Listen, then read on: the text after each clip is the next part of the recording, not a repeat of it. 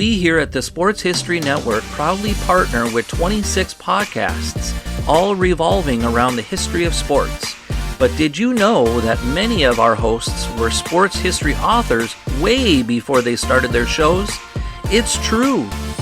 We've got Joe Ziemba, host of When Football Was Football, Joe Zagurski, host of Pro Football in the 1970s, Mark Morthier, host of Yesterday's Sports, Tommy Phillips, host of Lombardi Memories, and Scott Adamson, co-host of From the 55-Yard Line. All these authors have many books for you to choose from. To check them out, go to our website at sportshistorynetwork.com/sportshistorybooks. Pick up your copy today. Soundtrack provided by Kevin MacLeod of filmmusic.io. Welcome to Football is Family, a podcast dedicated to the fan and fan experience. My name is Jeremy McFarland, and I want to look at the positive behind what makes football so enjoyable to watch and follow. I want to know why you are a fan of your team, of a player, or an era of football. Whether the pros, college, or high school, I want to hear and share your stories and your love for the game. If you want to be part of this podcast, please message me on Twitter at Jeremy_McFarland or on Facebook at the Football is Family Facebook page. This podcast is part of the Sports History Network, your headquarters for the yesteryear of your favorite sport. You can learn more at sportshistorynetwork.com. I would like to welcome everybody back to Football is Family podcast. We got a returning guest. Would you like to reintroduce yourself to everybody? Hey, everybody. My name is Rich Shmelter, and I'm an author and podcaster and one of Jeremy's best friends, right? You're not kidding. And here's the thing that really makes this podcast work is that he's a Raiders fan, and we still get along. I was sweating it out when we were both 3-0, but I see a little bit of separation there. So, well, the big maybe thing I should have said that later. he messaged me. Actually, let me read something to you. I got a book we're going to talk about, and he says that he loved being on my show, and go Broncos. Please never tell my Raider Nation that. I just did. Oh, that's terrible. I forgot what I wrote in there. It hurts. It hurts. Oh, Let me tell you this. I should have been kind to you all the way through this. let me tell you this, that even though I'm a Titans fan through and through, my blood still kind of runs blue and orange, and it hurts to see them suffer and go down like that. But I do like watching teams like the Raiders do well, mainly because I like seeing the history. Teams that have been historically good do well. I just want to say one thing. When you talk about the Raiders, you have to say first place Las Vegas Raiders, because I'm going to enjoy that as long as I can. Well, hey, Titans helped you all out last Sunday. And by the way, they did. By the way, I'm getting to the point with this that I'm tired of people saying that the other team lost and the Titans didn't win. The Titans beat the Bills. The Titans beat the Chiefs. That's it. Right. But we're not here just to talk about football, but I do want to talk about your podcast. I have a book here that you wrote, The Chicago Assassin, The Life and the Legend of Machine Gun Jack McGirt and the Chicago Beer Wars of the Roaring Twenties. Fascinating book. And typically when people talk about Chicago in the 20s, they really kind of focus on Alphonse Capone. But Jack McGirt has a lot to do with Al Capone and his rise. Can you explain your book to people and tell us where we can get it? Oh, you can get it. You can go to any bookstore, if there's even any brick and mortar bookstores anymore. You can go to one of those. It might even be in the bookstore, or they can order it. Or the quickest way would just be to go to Amazon and just punch in Chicago Assassin, and it'll come up. And you can get them new, you can get them used. I don't believe that they're in paperback or an ebook. They're just in a hard copy. I will if I could figure out how to do it. We had some issues a little bit ago with technology. If I could figure out how to put a link on the show description, I will do that. Oh, thank you so much. No problem, buddy. I became fascinated with him years ago. I got a book for Christmas called The Encyclopedia of American Crime. And going back to the 80s, when I was just a very small child, that's what I'm going with on that. I was just a small child, but barely read at that time. No, really, I received a book for Christmas and I was leafing through it. And I started to see, these different biographies and all. And then I stumbled across Machine Gun Jack McGurn. And he was on this, if you look at the book, one of the pictures, he's standing there with his wife. And it's in the picture section. Yeah. And the way that he's just standing there and she's next to him wearing a fox stole. And he just has that look of him, like alpha male look to him and everything. I was sucked into that whole picture with, the showgirl on his arm and him just standing there in this 3-piece suit and all. And I started to read his story, the classic good boy gone bad type story. And I was fascinated by it. But, in time, you get married, you wind up with family and everything like this. And you just live your life. And then eventually I started to write. And luckily, the Cleveland Browns moved out of Cleveland, which gave me a great opportunity to write a book on the Browns. But I also told my wife, I really would like to get a book on Machine Gun Jack McGurn. And slowly I chipped away at the legend and try to find as much fact as I possibly could. I connected A and C, wound up with all the B that I possibly could. And it was like a treasure trove opened up for me. I got a chance to interview people that knew his widow, and just everything clicked in, the court records and everything just flowed in. And I wound up with more information than I ever dreamt I could from some incredible people, incredible sources. And I was always fascinated with the story. And then I was able to write it. I was intimidated at first because writing about sports and all, I thought, even though I thought I knew a lot about this gentleman, I didn't know that much because you had to, again, separate fact from fiction. Like you see in the Old West days, Jeremy, when you hear stories of Jesse James, Billy the Kid, so much is lost. So much of the reality is lost in fantasy. And these people become Paul Bunyan-esque almost. And this is, the case with a lot of these guys from the 1920s. So I, after stripping all that away, I came up with a book and I had a great opportunity. Actually, I wound up with a publisher, Cumberland House, down in Nashville, Tennessee. And just great people. John Mitchell was an incredible editor that I had at that company.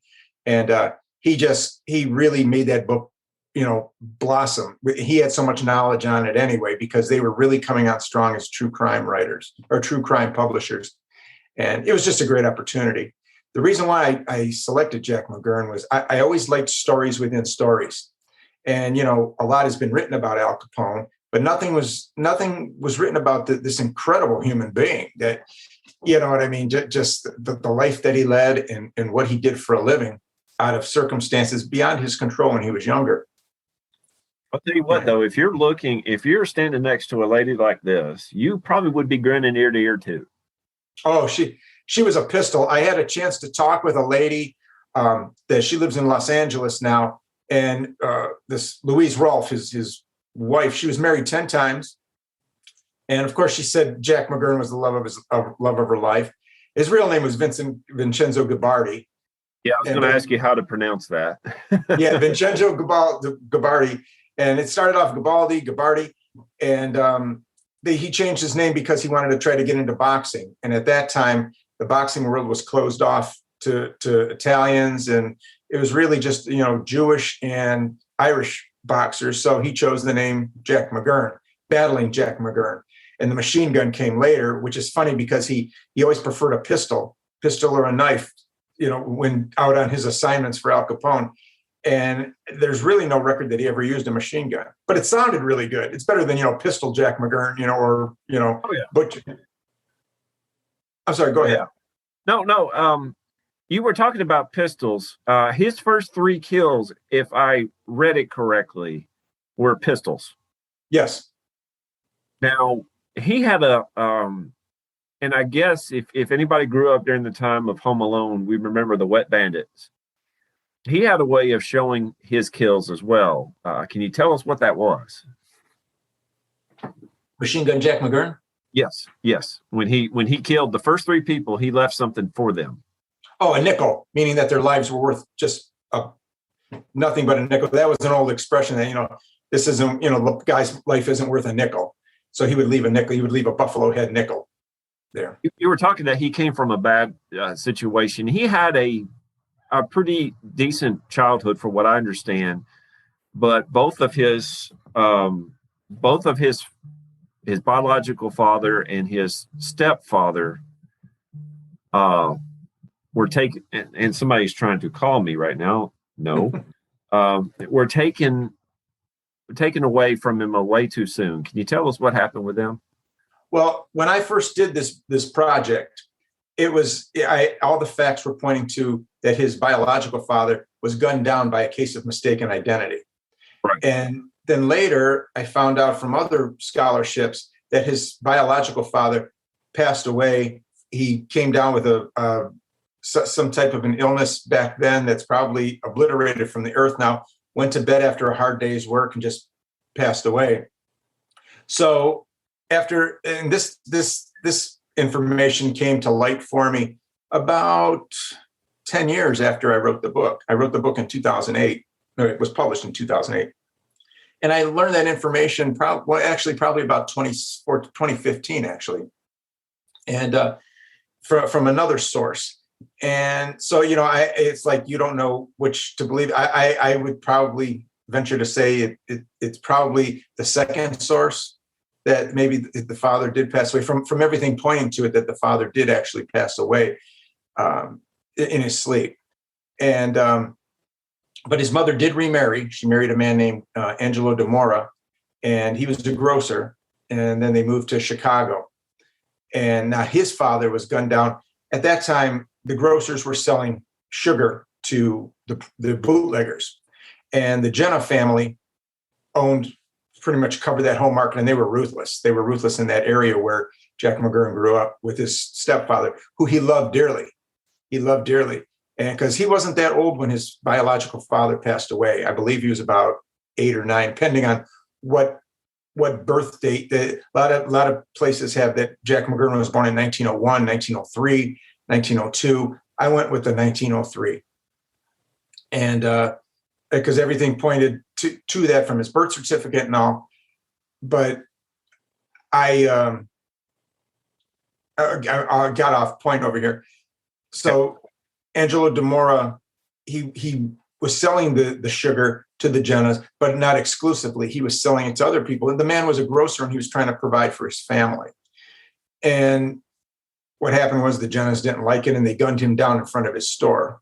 Well, Jack McGurn, who was coming up in the ranks as a really good welterweight boxer, all of a sudden, decided, hey, it's up to him as the oldest son to step up and take care of this situation. And he had no problem gunning the men down that killed his stepfather. Al Capone, who was at war with the Jennas, all of a sudden decided, hey, maybe this kid's not too bad. And Al Capone just doted on Jack McGurn, because Jack McGurn was an incredible athlete, no matter what he did, whether it was boxing, golf, bowling, anything that he touched. He could ride horseback like an Apache. I mean, he just did it. Everything he touched sports-wise was great. And he worked out his whole life up until the end. So Al Capone really gravitated toward that. And Jack McGurn had a passion for taking care of the people that took care of his family, as far as it took care of his stepfather. So one thing led to another, and he became Al Capone's top trigger man. What I saw from your book, and I did a little bit of research in addition to that, he was he knew what he was going to do, and he did it. He didn't let too many things get in his way. But there's one story that I want you to go into depth a little bit more about Joe E. Louis. Okay. There was a place called the Green Mill. It's actually still in existence. It's an incredible jazz place. My wife and I were there about 10 years ago. And unfortunately, when we got there, it was poetry night. So they had no jazz going, but I wanted to just kind of take in the ambiance of it all. So we had a drink there. But the Green Mill was a jazz club that Jack McGurn owned a portion of. Joey Louis was one of the top entertainers. He was a comedian and a singer, more like a novelty song singer and just a comedian. And he was one of the top-notch people of its time, of the time. Well, all of a sudden he wanted to leave the Green Mill. And, that was a heck of a profit for Jack McGurn to lose. So he said, I'm going over to these other clubs. And he was like, no, you're not. And, one thing led to another. And Jack McGurn allegedly, and I always like to use the words allegedly. And my old editor, John Mitchell, told me, in these situations with the gangsters, and I'll use the word presumably and allegedly, that way you kind of cover yourself. So allegedly, Jack McGurn warned him not to perform and everything. Joey Lewis, who's a very arrogant man in his own right, said, he was going to walk away and, forget you. I have my life to live. Well, they sent a few guys. Again, here we go with the allegedly. Jack McGurn sent a few gentlemen to pay Joey Lewis a visit at the hotel that he was staying at. And they sliced him up pretty good. And his vocal cords were cut. His face was slashed. Basically, almost on the one side of his face was all the way down his face, almost like the scar that Al Capone had. It looked awful. Oh yeah, so you've seen the pictures of what happened. Yes, sir. I mean, it's basically what you can find on Wikipedia. Yeah, he got sliced to ribbons, and he crawled out of his room, crawled down the hallway, and Al Capone was mad at this whole situation because he didn't know. He's saying, "Why didn't you come to me?"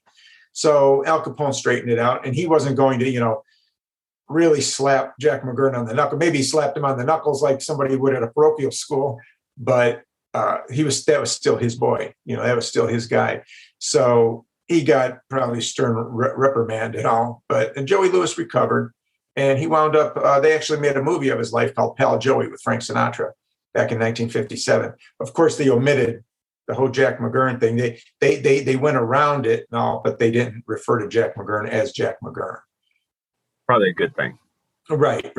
Probably a good thing. You talk about allegedly. You don't want anybody to come after you and say you're getting a little too close. But one thing I love about this book, and among it, there's several things. And one thing I want to point out before I go to my main point is I like how you approached it. You approached it in a very simple, straightforward way because, and here's why I like it. There's a lot of moving parts in this book. A lot of moving parts. You're talking about the different families, the North Side, South Side, Chicago. For somebody like me, I like it simple and straightforward, and you did a masterful job doing that. That's something I do appreciate about your writing. But the one thing that I remember growing up, everybody knew about the St. Valentine's Day Massacre. Jack McGurn allegedly played a part in it. There we go. Can you explain it? Well, Jack McGurn was shot up in March of 1928. He was shot up in a smoke shop of the McCormick Hotel by the Gusenberg brothers, who were Frank and Peter Gusenberg were just ruthless. Man, they used to just go into a bar. They used to enjoy just going to a bar and just beating somebody up just for the heck of it. They would get drunk and just beat up on people. They absolutely loved brutality. So, of course, Jack McGurn was infiltrating the North Side gambling dens. And he was starting to, move Capone's organization into the North Side territory. Very taboo at that time. And the Gusenberg brothers shot him up really bad in a telephone booth. The classic telephone booth shooting that you see in so many of the old black and white gangster movies. Of course, McGurn survived, but Al Capone did not want to get involved. He knew that something had to be done with McGurn. But there was so much carnage and everything going on in the city of Chicago. And just real quick on this note, Jeremy, the carnage and everything was almost looked at like a sporting event. People in the papers, people love to read the papers, and these guys were looked at as elegant rogues. To coin a phrase from the book The Great Gatsby, they were looked at as elegant rogues, and they were almost hero-like. It was like a sporting event. If you look at any pictures of any of these gangsters, shot up on the streets, there's tons of people around and little kids, and people used to, dab handkerchiefs into the blood and everything like this as souvenirs. I mean, it was a sporting event. Very much So, what they did in Louisiana with Bonnie and Clyde. Very similar to that. yes. They try to cut off their Clyde's trigger finger. Yes. And yeah, trophies were a lot different back then. Oh gosh, but and again, when you're looking at this, you take that story, and I'll let you get back to it just a second. You take that story, and you lay it out so beautifully, and you make it as if you're watching it from afar. I love how you use imagery. One of the things that I love about this book, especially, is that I didn't quite realize how bad of a shot many of these people were. There's a lot of bullets being fired in this book. Oh, absolutely. They were city boys. They were city boys. And again, I don't want to I'm going to get back to the St. Valentine's Day Massacre, I promise. But they were all city boys, and they couldn't shoot. They couldn't shoot straight at all. And so that's why when in 1923, Dean O'Banion, the leader of the Northsiders, before he was gunned down, and then Jaime Weiss took over, and then Bugs Moran took over after him. But he was out in Colorado, and there was a man named Louis Altieri, and he had a farm out there, and he liked to be like a not so much a farm, but a ranch. And they used to have problems with coyotes. And the Thompson submachine gun became very, very popular with ranchers because they could kill the coyotes and everything. It was quick bursts and all. Well, Dean O'Banion saw this and said, hey, you know what? We can get this machine gun, bring it to Chicago, and just create devastating effects. So the machine gun battle started, in Chicago with that, because that weapon was, all you had to do was point and pull, and it was a spray weapon. They started it. The main reason for that gun was in World War I. It was designed to be called a trench broom because of World War I. You take a trench, they take a trench. It was just constant back and forth. That was designed to be a trench broom, and it would just fire incredible bursts. It was basically judge and executioner of the Prohibition era, and so that became very popular. And like you said, they couldn't shoot very well at all. Except, of course, in the garage, they took good care of that. Now we're transitioning back to the St. Valentine's Day Massacre. The whole thing was you heard all this stuff, especially if you watch. Now, I love the director Roger Corman. He did a lot of these B movies, these drive-in movies, which I'm a fanatic on. He did a movie called The St. Valentine's Day Massacre. Incredible movie, but watch it for the entertainment. Don't watch it for the facts. They had it where Jack McGurn set this up with the Detroit Purple Gang, was to lure Bugs Moran in with this alcohol called Old Log Cabin, and that they were going to be able to get it real cheap and everything like this. And Jack McGurn was the mastermind, and Al Capone knew about it. Now, Al Capone and Jack McGurn, I'm sure, knew about it, but they knew that the heat was on them. The heat was on them. And if anything would have happened to the Northsiders, that naturally all the attention was going to go on to them. So they knew that they had to annihilate him somehow. He just turned it over to this to the St. Louis gang, and this Fred Killer Burke and this Claude Maddox, and he just said, take care of it. And they were called his American boys. These guys were all from some of them were from St. Louis. And to be honest with you, they claimed that Jack McGurn fired one of the shots in there. There was no way that when these guys came in dressed as fake police officers, because they came in, they got into the S&M Cartage Company on Clark Street, which was one of the headquarters of Bugs Moran. All that this was supposed to be was they were going to try to have a meeting to try to get rid of Al Capone. Now, they knew that so many of these places were bugged, and Al Capone had spies everywhere. So they said, you know what, let's meet. It had nothing to do with alcohol. It had nothing to do with that. They were all set to go and meet in the garage because they knew that there was no way that place could be bugged, spied on, or anything like that. Of course, it happened that, people did find out about it, but of course, Bugs Moran did not know.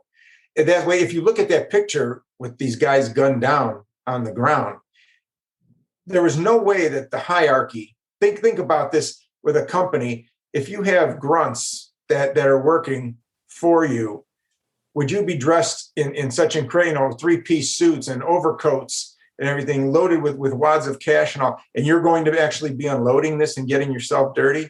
So, you know what I mean? When you see the pictures of these guys, there was one man, John May, he was a mechanic. He just happened to be at the wrong place at the wrong time. He was fixing a crankshaft on one of the trucks, and he was laying underneath the truck, and well, he just happened to be again at the wrong place at the wrong time. I mean, he wasn't a saint or anything like that. He was a petty criminal himself, but he was just fixing the truck at that time. And Reinhard Schwimmer, he was kind of a mama's boy. He was a gangster groupie. He was the only guy on the picture that wound up still having his hat on when they gunned him down. He should be, I think, if you're looking at the picture, he should be the one on the far right. Yeah. How he still had his hat on, I have no idea. Oh, gosh. But what I like about this is the blonde alibi. McGurn, it said when McGurn was arrested as a suspect for the St. Valentine's Day massacre, the authorities were forced to release him after Louise Ralph declared that he could have been part of the killing because the two were making sweet Valentine's Day love at the Stevens Hotel. Oh, yeah. Yeah, she was a pistol. I mean, again, I talked to this one lady that Nancy Miller that took care of Louise in her later years.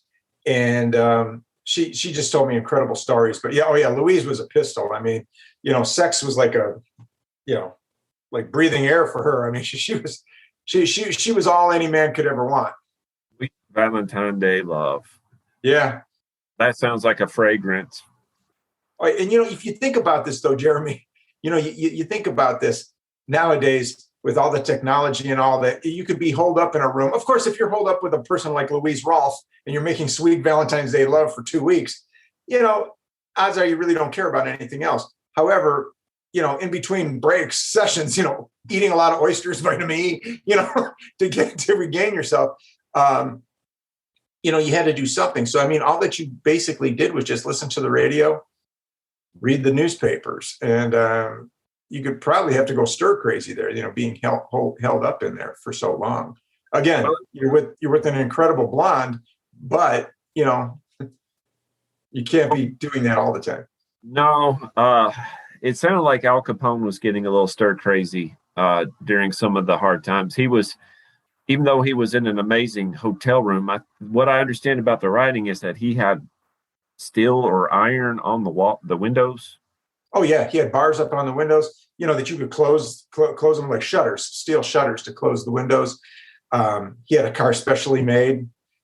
He was the reason he took such good care of his guys. He made sure that his men. He had a gymnasium set up. Again, Al Capone was a huge fan of sports, even though, you know, he was stocky and everything himself and didn't look like he really worked out. He enjoyed his cocaine. He enjoyed a lot of the fruits of his labor.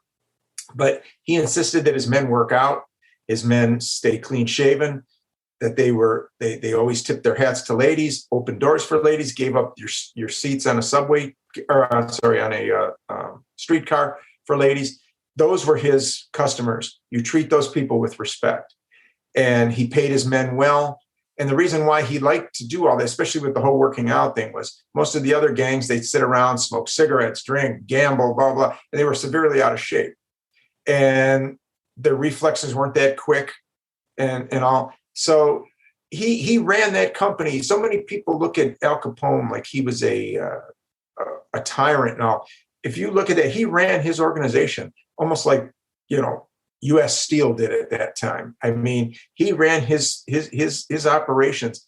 So if he would have taken all the ability that he had and you put you removed him from crime and you put all the knowledge that he had at how to organize a business and put him into a legitimate business, he would have been phenomenal at it. Of course, crime was his business, and he was very successful at it.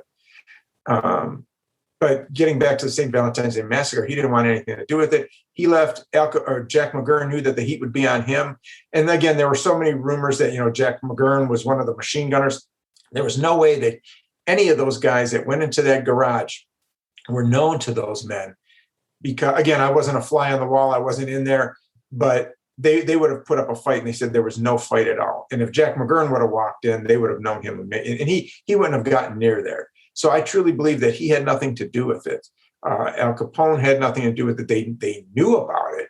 And even Louise Rolfe said to this Nancy Miller, who took care of her later in life, she said, she believes that Jack knew of what was going on, but he had nothing to do with it. Because again, they knew the backlash, and they were right. When the American public saw the newspapers the next day, they were not considered elegant rogues anymore. These, and especially if you see the paper in the Chicago newspaper, it says Dr. Slain and Massacre. Well, this Schwimmer, the guy with the hat on, he was a mama's boy that didn't want to work. He hung out with gangsters. He threatened people to say, if somebody got him mad, oh, I can have you killed anytime, blah, blah, blah. And he used to love to hang around. He was basically like a little mascot to them. They would, they wouldn't fawn on him. They would almost kind of look at him like what he was. He wanted to be a little groupie. And again, him like John May, the mechanic, just happened to be in the wrong place at the wrong time. But he probably thought, again, I don't know what again, nobody knows what those guys said in there, But it's funny, you look at other books and all throughout the history, and you have this dialogue, what went on in there. It's like you have no idea what went on. People just add the fiction to the fact to make a better story out of it, where you have to kind of dig, and that's why even on the book I put down the life and legend, because some of the stuff, you don't know for sure. So that's why I threw the legend part on there. But I like that you brought up the formation and the Thompson submachine gun being brought into Chicago, because when you look at the Untouchables, when you look at any of the time frame at that time, the submachine gun is, you can't see Chicago in the 20s without that. From what I understand from the book, it wasn't the only weapon used. Right.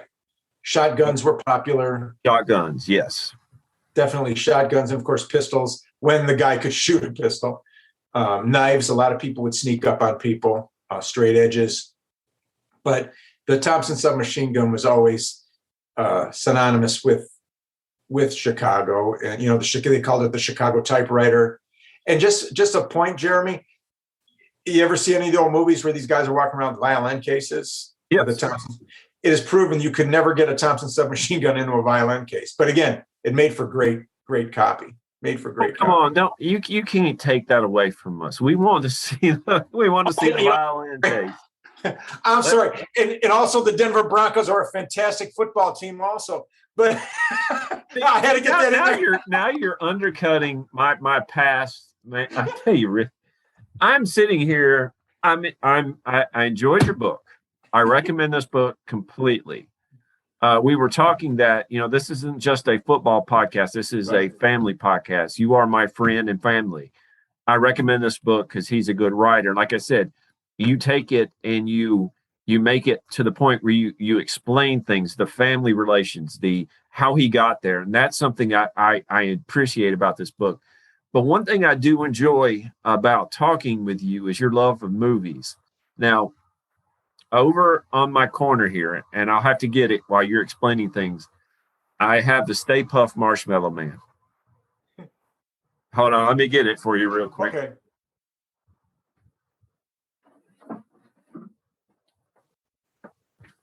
It had to be done. Oh. When I was growing up, the real Ghostbusters came out on cartoons. Fantastic cartoon. They've got a new movie coming out next month. I am hoping that it's better than the previous one that came out about 3 years ago. I really like Ghostbusters 1 and 2.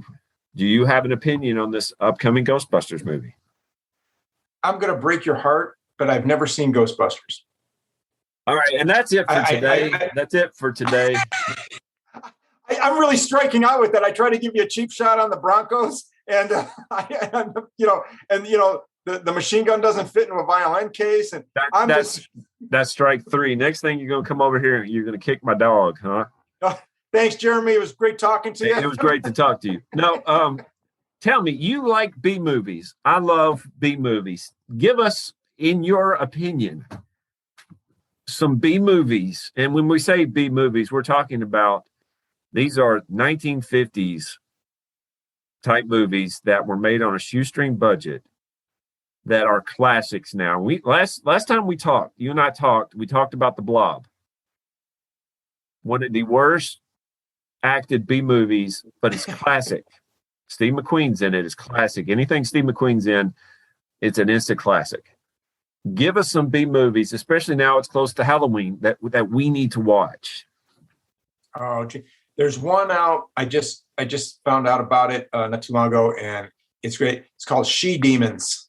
Okay, And I'm going to write these down, and when my wife says, "Why are you watching a movie called She Demons?" I say, because Mr. Rich told me to watch it. Is your wife going to come and find me and hit me over the head? Well, I know she does. She goes, I can't believe I married you, you know? Okay. She Demons. What is that about? It's about a Nazi war criminal that escapes to this island, and he takes these beautiful women and he turns them into kind of monsters and keeps them in bamboo cages. And, gosh, that's pretty much it. That's pretty much it. It's She Demons.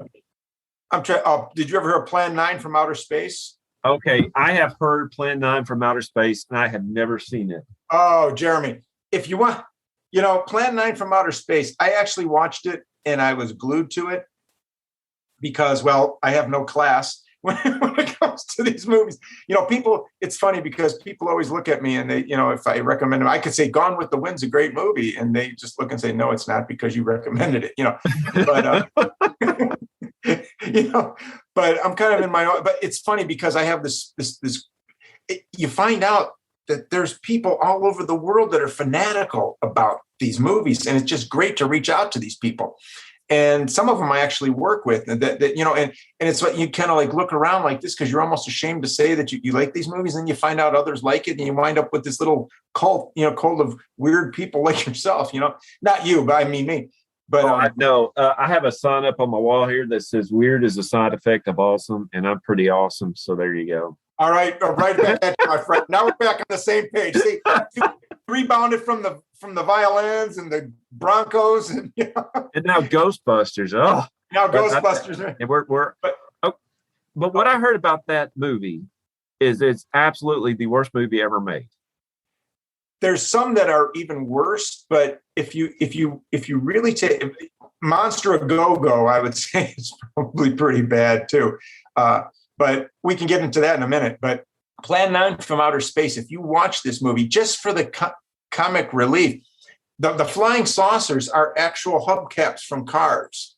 And you see the string on there, and you could actually see the string, and it's, fluttering through the air like that. It's the craziest thing. And there's a scene where the lady is holding a ray gun and she's supposed to be shooting somebody, and the thing won't work. And she goes, this thing isn't working. It had nothing to do with the plot. They just kept it in there. Bela Lugosi, the great Bela Lugosi, the Dracula, the Dracula, everything like that, the great horror movie host or great horror movie star. He was in this movie, and he started off in the movie. Well, he passed away during the filming of it. So why waste your money reshooting? They got a guy that was tall and skinny, and he just had a cloak around his face. And he just walked around where you could not see his face, but he was supposed to be Bela Lugosi. It's the most amazing thing. I mean, people are knocking over these cardboard gravestones. They don't even try to pick them up. The one actor, Tor Johnson, falls in a hole. And he's trying to get out of the hole. And he's actually trying to get out of the hole. Nobody's helping him. They just kept on filming it. It was just it's to me it was unbelievable. Oh my goodness! Now I have Please watch it. I'll tell you, I watched a big movie last year. Many of you are probably familiar with Little Shop of Horrors, the musical with Rich Moranis. I saw the original one. It has Jack Nicholson in it. It's, I believe, his first appearance, and he wants to get a tooth removed. This movie is absolutely terrible. I enjoyed every minute of it. We drilled his teeth out, yeah. Oh, I enjoyed every minute of it, but I still don't know why he walked. Well, I'm not going to give away the story, but I still don't get the ending. Why would you do that? If you knew what that thing could do, why would you do what you did? Yeah, I think it became him. I mean, it almost had like a hold on him where he just was kind of absorbed into it, and he just had to keep this thing going. And the only way he could was to do what he did. Well, if you haven't seen it, it's the black and white. I want to say it's from, I can't remember the exact year. 1960. Okay, that's what I thought. It was around 58, 59, 60. If you haven't seen it, if you've got about an hour or so that you can give up and not want back, watch it. How about the hypnotic eye? Did you ever hear of the hypnotic eye? Yes, actually, I've heard of that, but I've never seen it. Oh, if anything, if you just see the opening scene where you talk about special effects of that time, where this young girl, she comes home, she's a beautiful woman, and she decides to wash her hair, but she's in a trance. She puts shampoo in her hair, and this whole drama thing is going. And then she goes over to the stove, turns the stove on, puts her head in the stove, and her hair catches on fire. You know, she thought it was the water. She was put in a trance, and it all plays into this, that all these beautiful women are winding up having all these weird things happen to them for a reason that I can't, explain without you watching it. I don't want to give anything away, but the hypnotic eye's classic. I think we've all been there, though, thinking we're washing our hair and then ended up in the stove. I think we've all been there at times. And maybe a little too much tequila, whatever. Well, I think that explains the fact that I have no hair. It burned my head right off the top of it.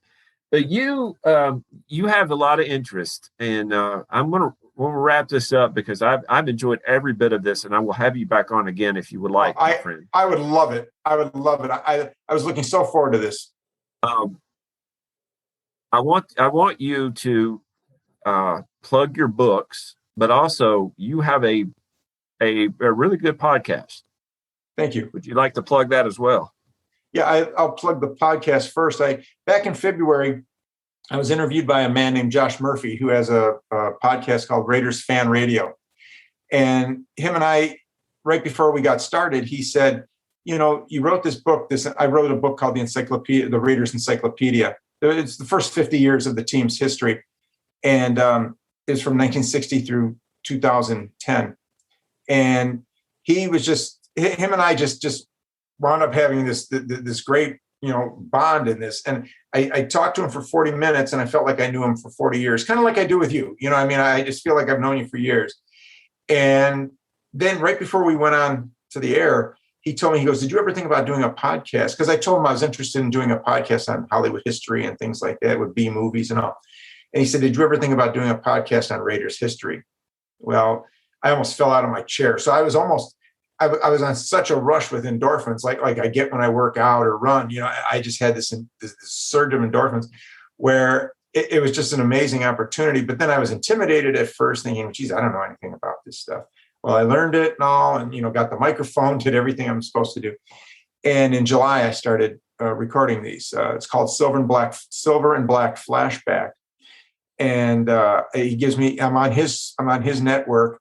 And I just have a great time. The shows last about 15 to 20 minutes, and I give little tidbits on the Raiders. I cover a lot of their crazy wild times and a lot of their, the good stories also. It's not all just, arrests and drugs and everything like that that's associated with that, and fights that's associated with that team. But and by the way, the Rob Lyle fumble never happened. But anyways, man, I am just terrible.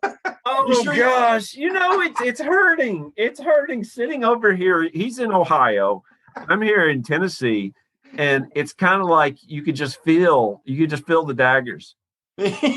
And you forgot to tell everybody that I sent you a nice message before the Denver game. Yes, he did. He actually did. And oh gosh, let's see if I can pull it back up here. And where is it? Yeah, you did. Yeah, you did. It was a really nice message. I enjoy your podcast. Thank you. And any podcaster And if I can figure out how to do it, I will put a link to it on the show notes as well. Oh, thank you. It's on once a week, and like I said, it's just a lot of fun, to cover and to talk about this. And I've gotten a lot of positive feedback from this is Josh Murphy, who goes by Murph's Fan Cave on there, and actually he's down in Nashville also. I like his podcast too. It's pretty neat. Thank you. You have written the Raiders Encyclopedia. You have written the book about Machine Gun Jack McGurn, the Chicago Assassin. Again, I'll put that in the show notes. You've also written something about the Cleveland Browns, right? Right. I wrote a book on the Cleveland Browns when the Browns left town. I'm sorry, when the Browns were coming back in 1999, there was a big surge of interest in the Browns again. And I thought, well, you know what? I've always wanted to write a book. And, I talked it over with my wife, my family, and they said, go for it. So I went for it. And one of the companies bid on my query. I didn't have anything written yet. And I took a shot at it. And then all of a sudden they accepted it. A company wanted it. And, it's intimidating at first, whether you're doing podcasting or writing or whatnot. The first thing is always intimidating. And I was like, okay, now I got to write this book, And so I was able to get it done pretty quick. That book came out in 1999, and then it was followed by Chicago Assassin, and then the snowball effect. I had the Raiders come out, the Raiders Encyclopedia, and I stuck with the encyclopedic theme for a while. I did a book on the Los Angeles Lakers, their first 50 years, the USC Trojans, their first football team, their first 125 years, and then the Dodgers, their first 60 years in Los Angeles. Now, very impressive. Again, I will put all this stuff on the show notes, but I do need you as we close today. You did this when we talked the last time. I need you to get into character. You ready? Okay, I'm in character. You're in character. You never get out of character, do you? I don't really. You're Al Davis. You just won a Super Bowl. Pete Rozelle hands you Tiffany. He also took you to court. You took him to court. You're talking about the trophy, not some stripper, right? Well, that's for Urban Meyer to talk about. Tiffany, I went there too. Tiffany with an I. Tiffany with an I. When I say Tiffany, that's the nickname of the Super Bowl trophy. Right. I know. I just had to throw that little line. No, I have to make sure I say that. It's called the Vince Lombardi trophy. It's Tiffany, whatever. And he looks out and he says 3 words. I need you to channel that and close this out today. Okay. Before he says the 3 words, he says, when you have great coaches and you get great players, and then you tell them to do one thing, and you hear everybody say, what is that? And he just looks out and smiles and says, just win, baby. That's what I needed you to finish this off with. Thank you very much, Mr. Rich. You are a good friend. I appreciate you coming on. I enjoyed every bit of this. Now, I have this paperwork right here in my office with She Demons on the top to watch. I probably shouldn't leave it lying around. I hate to have to explain that. There's one more thing, Jeremy. If you really want to watch some great drive-in movies, my all-time favorite actress of all time is Claudia Jennings. She is at Truck Stop Women, Gator Bait, Unholy Rollers, just absolutely amazing. Great Texas Dynamite Chase. Just look up Claudia Jennings, and her movies are just, again, don't be afraid if I give you any advice with movies. I see the look of terror in your eyes. Okay, so you say this, and I have another story for you. I'm a preacher by trade, but before I ever became a preacher, I was a nerd, and I'm the first to admit I'm a giant nerd. My wife said the only reason that she had anything to do with me is because football was a love of mine. I had Spider-Man posters on the wall. Here in my office, I have Batman stuff. Okay, it's just what it is. So she went with a friend of mine. We went to Walker Stalker Con in Nashville. It is, it was based on The Walking Dead. But they had actors and actresses over on the side. And I went, and I cannot think of her name. I don't know why. I'm drawing a blank right now. But the actress that played the lead role in the original Night of the Living Dead. Oh. I cannot think of her name. They're coming to get you. Was she the lady that screamed a lot? The lady whose brother comes and kills her at the end? Yes. Okay. That was her. You know who I'm talking about. Yes. I'm drawing a blank. But when you're talking about a B movie, that movie right there actually was a lot better looking back on it. As I got older, it was better made with what they had to work with. And it was the ending still bothers me today. Yes. And that's the way it was supposed to do. But that movie, if you've not seen the original Night of the Living, not the remake with Candyman, the old black and white one. Oh, the old black and white one. If you've not seen that, it is George Romero, and I think he didn't even get credit for that. I think they took that from him, because I think his title was Night of the Flesh Eaters, and they changed it to Night of the Living Dead and took the credit away from George Romero for that. But it started the zombie stuff. It also is the forefather of The Walking Dead. If you've not seen that movie is a must for October 31st. Oh, definitely. Definitely. That's I would put that one number one. I would put that one absolutely number one. That movie is fantastic. And again, when I first watched it, I was like, this isn't that good. Yeah, it's really good. Oh yeah. It's I remember I watched that. It was funny. They were showing it. We went, my girlfriend and I went to go see a movie at that time. Not a girlfriend before I got married, because my wife wouldn't really want me to have a girlfriend now. But I would frown on that. She'd have a tendency. She's a great lady, but she'd have a major tendency to frown on that. But when I was in high school, they were re-showing that around Halloween. Now, like everybody in school, you have these beat up old cars, and we went to go see that movie in a movie theater, and it's dark and everything, and the black and white. And the impact of that movie was, you were trying to be cool. You're 17, trying to be cool with your girlfriend, blah, blah. But you're walking to your car and you can't help but turn around and keep looking behind. Oh, I think I see somebody behind. And then you just hope that this junker that you have starts. Oh, no, way off the subject again. I'll have to stop here in just a second. My mother will kill me for telling this story. But she lived in a trailer before her and my dad got married.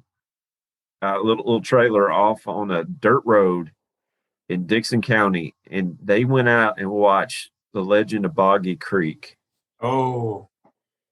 And Bigfoot was everywhere that night. She told me that story. I laughed. I have not seen that movie. I'm a huge Bigfoot fan, but I have not seen The Legend of Boggy Creek.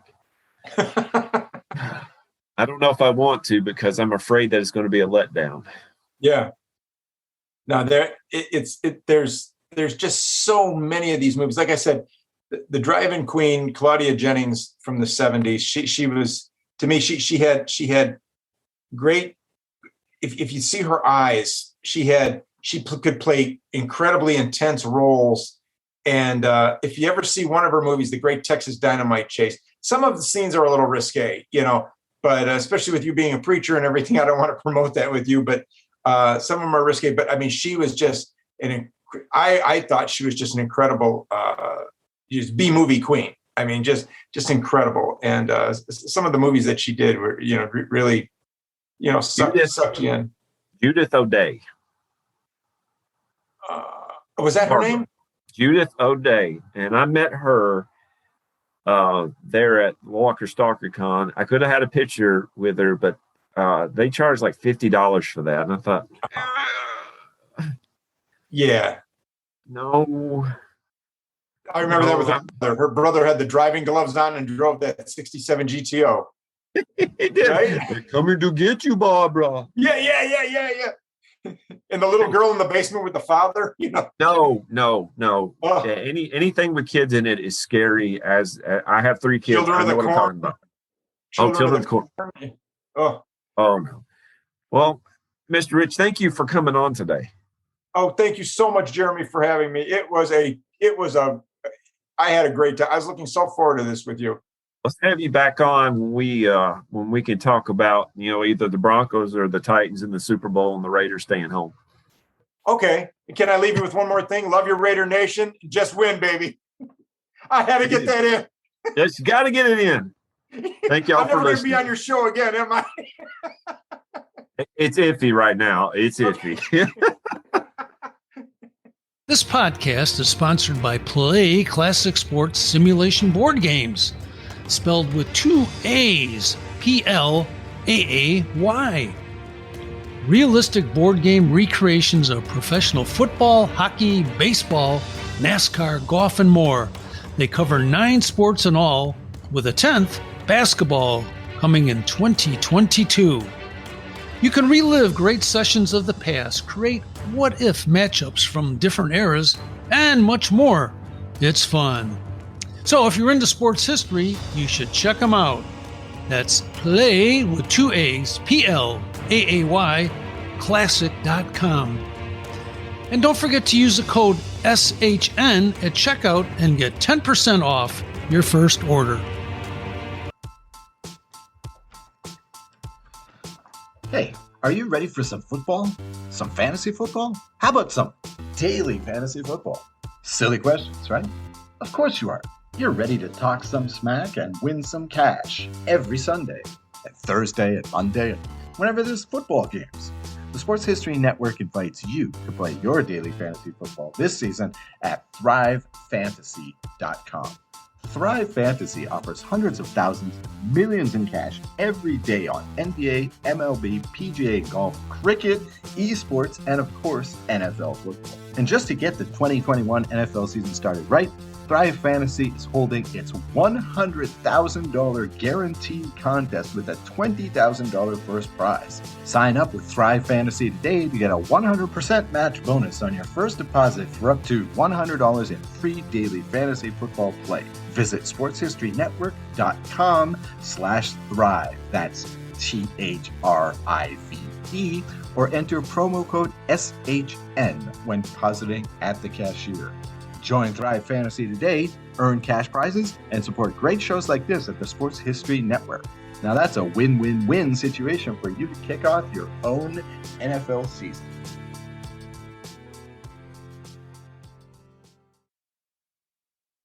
At the Sports History Network, we're all about sports yesteryear, and so we're so pleased to introduce you to Row One, an online memorabilia gallery and shop that brings your sports history to life anywhere. The Row One gallery includes over 5,200 gorgeously reproduced prints of team posters, game program covers, game tickets, advertisements, and more in baseball, pro and college football, pro and college basketball, and more. And any gallery item may be printed in a variety of sizes on wood, metal, canvas, acrylic, or poster paper. And in Row One shop, check out the thousands more of unique items with a retro and historical designs dating back to 1876, including t-shirts, long sleeve shirts, phone cases, mugs, blankets, pillows, towels, and even shower curtains. Go to sportshistorynetwork.com, ROW1, for access to the full Row One catalog and for gallery prints and gift items, plus get a 15% discount off all prints on the Row One Pictorium Gallery with coupon code SHN15. Follow the link on the show notes. At the Sports History Network, we're all about sports yesteryear, and so we're so pleased to introduce you to Row One, an online memorabilia gallery and shop that brings your sports history to life anywhere. The Row One gallery includes over 5,200 gorgeously reproduced prints of team posters, game program covers, game tickets, advertisements, and more in baseball, pro and college football, pro and college basketball, and more. And any gallery item may be printed in a variety of sizes on wood, metal, canvas, acrylic, or poster paper. And in Row One shop, check out the thousands more of unique items with a retro and historical designs dating back to 1876, including t-shirts, long sleeve shirts, phone cases, mugs, blankets, pillows, towels, and even shower curtains. Go to sportshistorynetwork.com, ROW1, for access to the full Row One catalog and for gallery prints and gift items, plus get a 15% discount off all prints on the Row One Pictorium Gallery with coupon code SHN15. Follow the link on the show notes.